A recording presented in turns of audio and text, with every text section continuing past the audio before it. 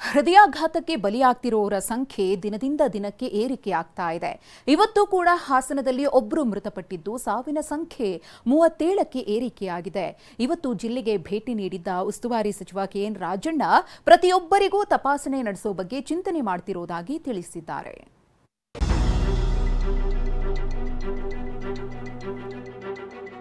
ಹಾಸನದಲ್ಲಿ 37ಕ್ಕೇರಿದ ಹೃದಯಾಘಾತ ಸಾವು. ಹಾಸನ ಜಿಲ್ಲೆಯಲ್ಲಿ ಹಠಾತ್ ಹೃದಯಾಘಾತಕ್ಕೆ ಮತ್ತೊಬ್ಬರು ಬಲಿಯಾಗಿದ್ದಾರೆ.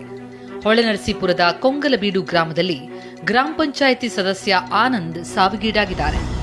44 ವರ್ಷದ ಆನಂದ್ ರಾತ್ರಿ ಮನೆಯಲ್ಲಿ ಮಲಗಿದ್ದಾಗ ಎದೆನೋವು ಕಾಣಿಸಿಕೊಂಡಿತು. ಆಸ್ಪತ್ರೆಗೆ ಕರೆದೊಯ್ಯಲು ಆಟೋ ತರುವಷ್ಟರಲ್ಲಿ ಉಸಿರು ಚೆಲ್ಲಿದ್ದಾರೆ. ಸರಣಿ ಹೃದಯಾಘಾತ, ಎಚ್ಚೆತ್ತ ಸಚಿವ ಕೆಎನ್ ರಾಜಣ್ಣ. ಟಿವಿ9 ವರದಿ ಬಳಿಕ ಹಾಸನಕ್ಕೆ ಬಂದ ಸಚಿವ ಕೆಎನ್ ರಾಜಣ್ಣ. 3 ತಿಂಗಳಿನಿಂದ ಹಾಸನದ ಕಡೆ ಮುಖ ಮಾಡದ ಉಸ್ತುವಾರಿ ಸಚಿವ ಕೆಎನ್ ರಾಜಣ್ಣ ಹೃದಯಾಘಾತದ ಸರಣಿ ಸಾವಾದ್ರೂ ಜಿಲ್ಲೆಯಿಂದ ದೂರವೇ ಉಳಿದಿದ್ರು. ಟಿವಿ9 ಈ ಬಗ್ಗೆ ವರದಿ ಪ್ರಸಾರ ಮಾಡ್ತಾ ಇದ್ದಂತೆ ಇವತ್ತು ಹಾಸನ ಜಿಲ್ಲೆಗೆ ಎಂಟ್ರಿ ಕೊಟ್ರು. ಜಿಲ್ಲಾ ಮಟ್ಟದ ಅಧಿಕಾರಿಗಳ ಜೊತೆ ಮೀಟಿಂಗ್ ನಡೆಸಿದ್ರು.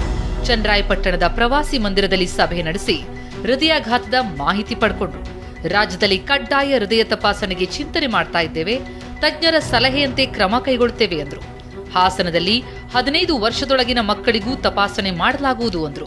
ಸರ್ಕಾರದ ಮಟ್ಟದಲ್ಲಿ ಚಿಂತನೆ ಏನಂದ್ರೆ, ನಾವು ಈ ಹೃದಯದ ಸಂಬಂಧದಂತೆ ತಪಾಸಣೆಗಳನ್ನ ಕಿರಿ ವಯಸ್ಸಿನ ಮಕ್ಕಳಿಂದಲೇ ಕೂಡ ನಾವು ಮಾಡಬೇಕು. ಮತ್ತೆ ಪ್ರತಿ ವರ್ಷನೂ ಕೂಡ ಕಡ್ಡಾಯವಾಗಿ ಆ ಹೃದಯ ತಪಾಸಣೆ ಕಾರ್ಯಚಟುವಟಿಕೆಗಳನ್ನ ಎಲ್ಲ ಕಡೆ ನಡೆಸ್ತಕ್ಕಂಥದ್ದಕ್ಕೆ ಕಾರ್ಯಯೋಜನೆಯನ್ನು ನಾವು ಸಿದ್ಧ ಮಾಡ್ತಕ್ಕಂಥದ್ದಕ್ಕೆ ಚಿಂತನೆ ನಡೆದಿದೆ.